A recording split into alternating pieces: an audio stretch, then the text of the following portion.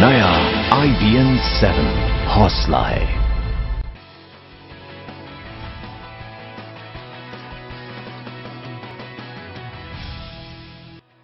नमस्कार, मैं हूं आपके साथ हिमानी नथानी। आप देख रहे हैं देश दिन भर, जिसमें हम आपको दिखाएंगे देश के कोने कोने की खबरें, और ये खबरें आप तक पहुंचाती है नेटवर्क 18 के संवाददाताओं की टीम। हमारे हर रिपोर्टर अलग अलग इलाके में हर बड़ी खबर आप तक पहुंचाते हैं, सबसे सटीक और सबसे पहले। और आपको बता दें कि देश दिन भर में इस वक्त हमारे साथ अलग अलग राज्यों की खबरों के साथ कई हमारे सहयोगी मौजूद हैं। दिल्ली की खबरें हमें बताएंगे हमारे सहयोगी रवि सिंह, पंजाब से अमित चौधरी, महाराष्ट्र से विवेक गुप्ता, उत्तराखंड और उत्तर प्रदेश की अगर बात करें तो यहां से अनुराग त्रिपाठी, बिहार झारखंड की खबरें हमें बताएंगे शरम मणि त्रिपाठी, MP छत्तीसगढ़ से मनोज शर्मा और राजस्थान से भवानी हमारे साथ होंगे। लेकिन सबसे पहले हम रुख करना चाहेंगे दिल्ली NCR की खबरों के लिए रवि सिंह का। सर्दी में राजधानी दिल्ली ने 5 साल का रिकॉर्ड तोड़ दिया है। यहां सोमवार को मौसम का अब तक का सबसे कम तापमान रिकॉर्ड किया गया। सोमवार सुबह सफदरजंग एयरपोर्ट पर पारा 4.2 डिग्री तक गिर गया। तापमान कम होने के साथ ही दिल्ली में कोहरे की भी घनी चादर छाई रही। कई जगह तो विजिबिलिटी भी घटकर सिर्फ 50 मीटर तक रह गई, जिसकी वजह से लोगों को गाड़ी चलाने में खासी दिक्कतों का सामना करना पड़ा। कड़ाके की ठंड और घने कोहरे की वजह से ट्रेनों और उड़ानों की रफ्तार पर भी ब्रेक लग गया। घने कोहरे का सीधा असर ट्रेनों की आवाजाही पर भी पड़ा। बहुत ज्यादा कोहरे के कारण कई ट्रेनें लेट हो गईं। दिल्ली से चलने वाली तो ज्यादातर ट्रेनें लेट हो गई हैं। कई तो ऐसी ट्रेनें हैं जो 10 घंटे की देरी से चल रही हैं। हवाई यात्रियों के लिए भी मुश्किलें खड़ी हो गई हैं। एयरपोर्ट पर विजिबिलिटी कम होने के कारण दिल्ली से उड़ने वाली 9 फ्लाइट्स लेट हो गई हैं। फरीदाबाद के स्कूल में खुद को आग लगा लेने वाले 13 साल के कौस्तुभ की मौत हो गई। कौस्तुभ ने 26 नवंबर को स्कूल टीचर के तानों से तंग आकर स्कूल के बाथरूम में खुद को आग लगा ली थी। सफदरजंग अस्पताल में उसका इलाज चल रहा था, जहां उसने दम तोड़ दिया। टीचर पर आरोप है कि वो बच्चे को चपरासी और गेटकीपर कहकर ताने दिया करती थी और अक्सर क्लास के बाहर खड़ा कर दिया करती थी। परिवार के मुताबिक अपने नाना जी की मौत के बाद बच्चा स्कूल से दिया होमवर्क नहीं कर पाया था, जिसकी वजह से ऐसा सलूक किया गया। उससे हमने पूछा तो उसने बताया कि ऐसे मेरे को स्कूल की एक टीचर है पूनम डडियाल, मुझे क्लास से बाहर निकाल देती थी, मुझे PN कह के बुलाती थी।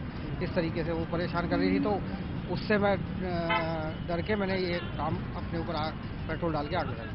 बच्चे के परिजनों ने स्कूल और आरोपी टीचर के खिलाफ कार्रवाई की मांग की है। बच्चे के परिवार के मुताबिक स्कूल की तरफ से लापरवाही हुई है। परिवार इस बात से भी खासा नाराज दिखा कि घटना के बाद स्कूल की तरफ से कोई हालचाल तक लेने नहीं आया।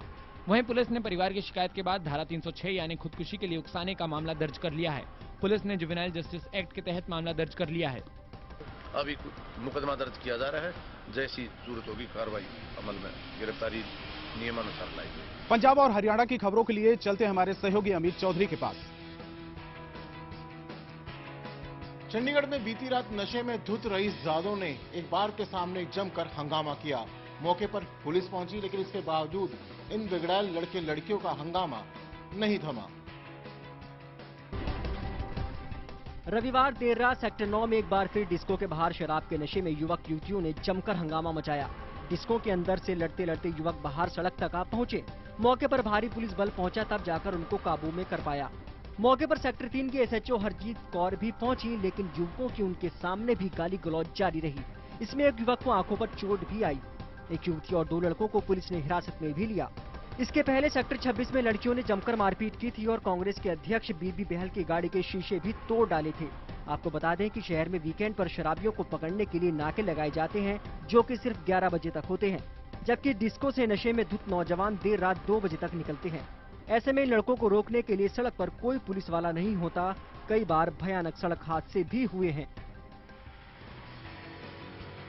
चलती बस में कथित छेड़खानी करने के बाद लड़कों की पिटाई करने वाली दोनों बहनों का दिल्ली में पॉलीग्राफी टेस्ट हो रहा है।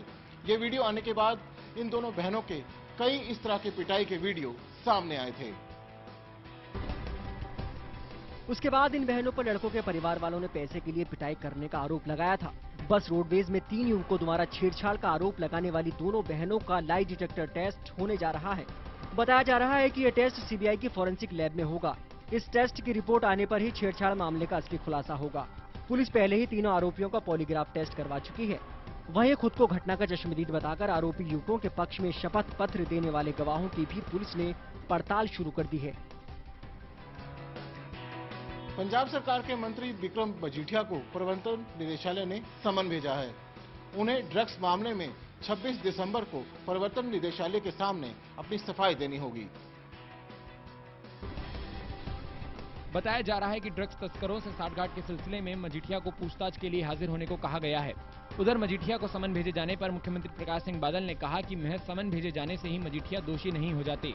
बादल ने कहा कि मजीठिया ईडी के सामने पेश होकर अपना पक्ष रखेंगे और जांच में पूरा सहयोग देंगे। समन का करना मतलब नहीं कोई इन्फॉर्मेशन ये नहीं कि वो मुजरम बन गया, इस करके इन कोई उम्मीद नहीं देनी चाहिए भी समन कर लिया जमला उन्होंने शामिल होना चाहिए इन्वेस्टिगेशन जरूर जरूर सारा नु करना पैंदा मैनू समन करना मिल जाना। कुल्लू में पीने के पानी की किल्लत से लोग परेशान हैं। पिछले 15 दिनों से कुल्लू में लोगों को पीने का पानी नहीं मिल पा रहा है। बिजली गुल होने से घरों में पानी की समस्या भी बढ़ गई है।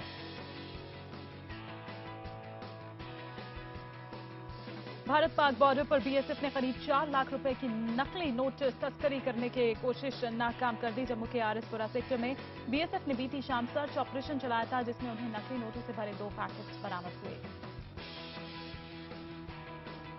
महाराष्ट्र की खबरों के लिए चलते हैं मेरे सहयोगी विवेक गुप्ता के पास। मुंबई की लाइफलाइन माने जाने वाली लोकल ट्रेन में एक शख्स की पिटाई का वीडियो सामने आया है। पिटाई के दौरान दूसरे मुसाफिर ने ये वीडियो उतारा, लेकिन अभी तक इस मामले में कोई भी गिरफ्तारी नहीं हो पाई है।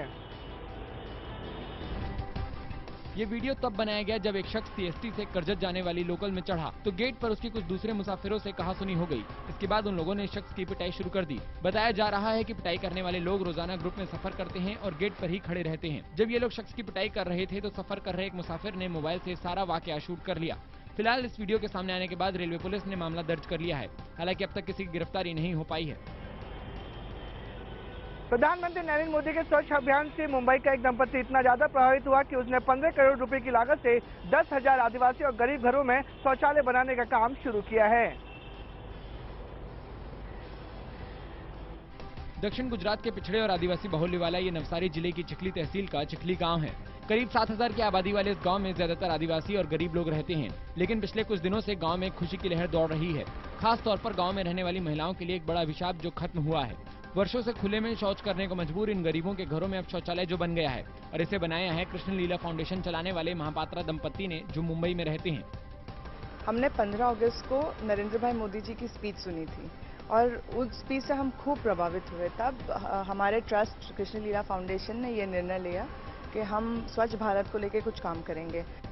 उधर प्रधानमंत्री नरेंद्र मोदी के देश के सभी सांसदों से एक एक गांव को गोद लेकर उसे आदर्श गांव बनाने के निर्देश के बाद नवसारी के सांसद सीआर पाटिल ने अपने संसदीय क्षेत्र के 3 गांवों को गोद लेकर आदर्श गांव बनाने में जुटे हैं। उनके इस मिशन में मुंबई के दंपत्ति का भी शौचालय बनाने का सहयोग मिल रहा है, जिससे सांसद पाटिल के गांव को आदर्श गांव बनाने की मुहिम को बल मिला है।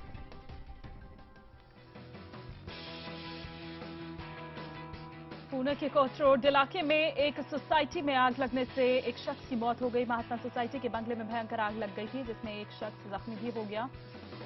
जख्मी शख्स को अस्पताल में भर्ती कराया गया है। नागपुर में युवा कांग्रेस कार्यकर्ताओं और पुलिस के बीच मुठभेड़ हो गई। कार्यकर्ताओं पर पुलिस ने लाठीचार्ज भी किया। महाराष्ट्र में किसानों की खुदकुशी मामले में युवा कांग्रेसी कार्यकर्ताओं ने मोर्चा निकाला था। कार्यकर्ताओं ने जब विधान भवन में घुसने की कोशिश की तो पुलिस ने कई कार्यकर्ताओं को हिरासत में ले लिया। उत्तर प्रदेश की खबरों के लिए चलते हैं अपने संवाददाता अनुराग त्रिपाठी के पास।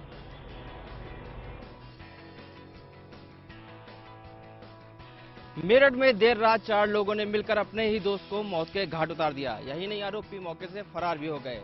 मामला थाना कोतवाली के सत्तीवाड़ा कॉलोनी का है। यहाँ मेरठ के प्रमुख वकील ओपी शर्मा अपने परिवार के साथ रहते हैं।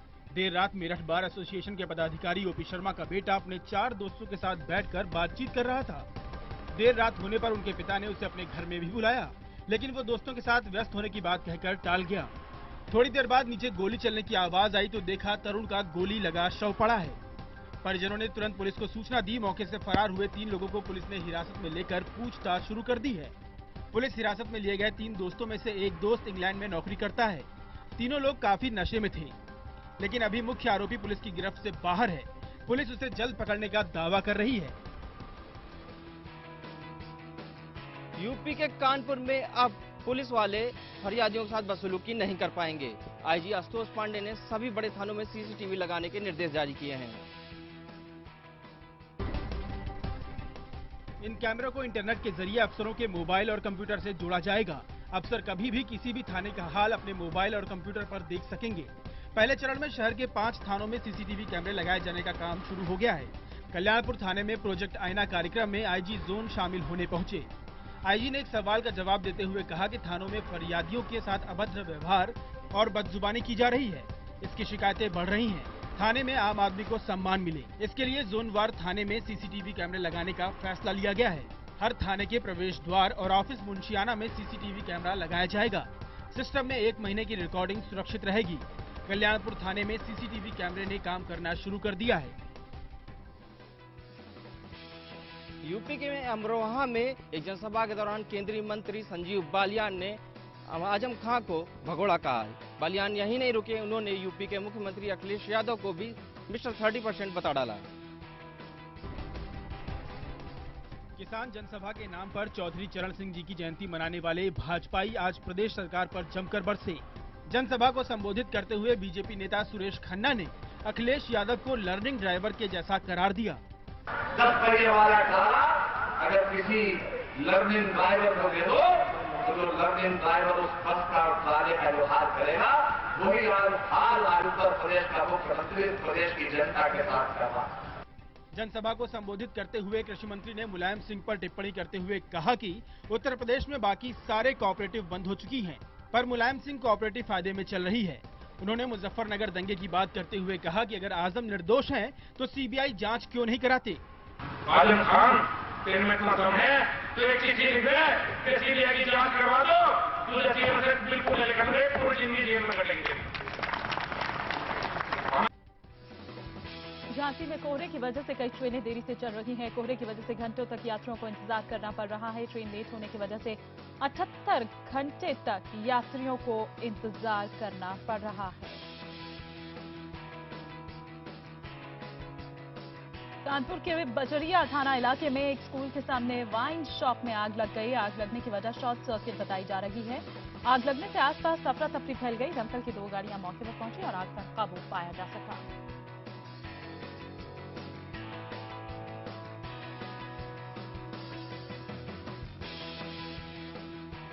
बिहार और झारखंड की खबरों के लिए चलते हैं मेरे सहयोगी सलमबड़ी त्रिपाठी के पास। शुक्रिया अनुराग। झारखंड के साहिबगंज से चुनाव करा के लौट रहे सीआरपीएफ के जवानों से भरा एक ट्रक धनबाद के पास दुर्घटनाग्रस्त होकर पलट गया। ये घटना देर रात हुई। इस दुर्घटना में गाड़ी में सवार करीब 1 दर्जन से ज्यादा सीआईएसएफ जवान घायल हो गए हैं, जिनमें 3 गंभीर रूप से घायल हैं। दुर्घटना के बाद इन जवानों को इलाज के लिए सेंट्रल अस्पताल में भर्ती कराया गया है। बताया जा रहा है कि साहिबगंज से लौटने के बाद ये जवान बीसीसीएल मुख्यालय में रात में रिपोर्ट कर कुसुंडा स्थित अपने बैरक लौट रहे थे। इसी बीच ये हादसा हो गया। हालांकि घायल जवानों की हालत खतरे से बाहर बताई जा रही है। यहाँ से सेंट्रल हॉस्पिटल से जाने का रास्ता और उधर से आने के बीच में आज महान गणितज्ञ रामानुजम की जयंती है। आइए आपको मिलाते हैं बिहार के पटना में रहने वाली महिला गणितज्ञ पुनीता से, जो प्रतियोगी परीक्षाओं की तैयारी करने वाले छात्र छात्राओं को दिलचस्प अंदाज में वैदिक गणित पढ़ाती हैं। हर दिन मैडम सैकड़ों छात्रों को मैथ पढ़ाती हैं और हर वर्ग के छात्र इनके मैथ का ट्रिक सीखने आते हैं। जो सवाल 3 से 4 मिनट में हल किया जाता है, उस सवाल को मैडम 3 सेकंड में बताती हैं। यानी छात्रों के सवाल पूछते ही जवाब तैयार रहता है। छात्र भी मानते हैं कि मैडम हर सवाल को मैजिक की तरह चंद सेकंड में बना देती हैं, जो बिल्कुल अलग है। छात्रों का मानना है कि ये तरीका ना तो कहीं किताबों में मिला है, ना ही कहीं पढ़ा है। छात्रों को तो जो भी स्टूडेंट्स होते हैं वो बहुत ही फॉलो करते हैं और उन्हें ये मैजिक देख करके बहुत ही वो फील करते हैं ऑसम कि वाह ऐसे भी हो सकता है पॉसिबल। हम लोग तो बिल्कुल ट्रेडिशनल मेथड से करते थे। बिहार के जमुई जिले के लक्ष्मीपुर थाने के गांव में बूथ पॉलिश करने वालों के घर से करोड़ों रुपए बरामद होने के बाद आज एक बार फिर मामला गर्मा गया। लक्ष्मीपुर थाना क्षेत्र के आनंदपुर गांव में आज जब पुलिस गांव में पहुंची तो 3 घरों से 500 रुपए के 28 बंडल निकले। बताते हैं आपको कि कोलकाता में HDFC बैंक के कैश वैन से सितंबर माह में 4 करोड़ रुपए लाकर लूटे की जो बात सामने आई थी। यहाँ पर रुपये जो है इन घरों के लोगों को जो मिले थे, कोलकाता में बूथ पॉलिश का ये काम करते थे। कोलकाता पुलिस बीते 2 दिनों से इस मामले में छानबीन कर रही है। देश दिन भर में मध्य प्रदेश की खबरों के लिए चलते हैं हमारे सहयोगी मनोज शर्मा के पास। उज्जैन के रामघाट पर आज छोटे कुंभ जैसा नजारा है। हजारों की तादाद में श्रद्धालु पवित्र शिप्रा नदी में आस्था की डुबकी लगा रहे हैं। सोमवती अमावस्या का संयोग होने से बड़ी संख्या में धर्मालु उज्जैन पहुंचे हैं और शिप्रा में स्नान कर पुण्य लाभ कमा रहे हैं। चूंकि अमावस्या का संयोग सूर्योदय के बाद बना है, लिहाजा सोमवती होने के बाद भी आज शिप्रा में स्नान का सिलसिला देरी से ही शुरू हुआ। हजारों की संख्या में धर्मालु सोमवती अमावस्या के संयोग पर शिप्रा तट रामघाट पर पहुंच रहे हैं और पुण्य सलीला शिप्रा में स्नान कर पुण्य लाभ कमा रहे हैं। आज शिप्रा में जो भी स्नान करते हैं, मतलब उनके रोग सब निवारण होते हैं, पितृ दोष का निवारण होता है। का विशेष महत्व है, इसीलिए यहाँ पे जनता, लाखों लोग यहाँ जनता स्नान करने हैं। यहाँ सोमकुंड में पानी की कमी के चलते प्रशासन ने स्नान के लिए फव्वारों की व्यवस्था की है। शिप्रा और सोमतीर्थ में स्नान के बाद लोग न केवल दान पुण्य और दर्शन पूजन कर रहे हैं, बल्कि महिलाएं पीपल के वृक्ष की परिक्रमा कर रही हैं। छत्तीसगढ़ की राजधानी रायपुर में सोमवार से ऑटो रिक्शे की खरीदी और बिक्री पर रोक लगा दी गई। परिवहन विभाग ने ऑटो रिक्शे की बढ़ती तादाद और ट्रैफिक कंट्रोल के लिए ये कदम उठाया है। इसके साथ ही आज से नए ऑटो रिक्शा का रजिस्ट्रेशन नहीं किया जाएगा। अगर चोरी छिपे ऑटो रिक्शा खरीद भी लिए गए तो परिवहन विभाग से इसके कागजात नहीं बनेंगे। आपको बता दें, राजधानी में सैकड़ों की संख्या में ऑटो रिक्शा चलने से ट्रैफिक नियंत्रण की एक बड़ी समस्या सामने आई है, जिसे देखते हुए आरटीओ ने ऑटो रिक्शा की बिक्री रोकने के बाद परमिट के साथ साथ कई दूसरे नियमों में बदलाव करने का फैसला किया है।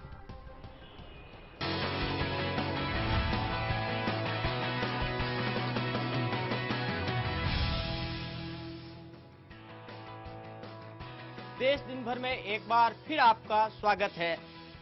इनकम टैक्स टीडीएस चोरी करने वालों की अब खैर नहीं।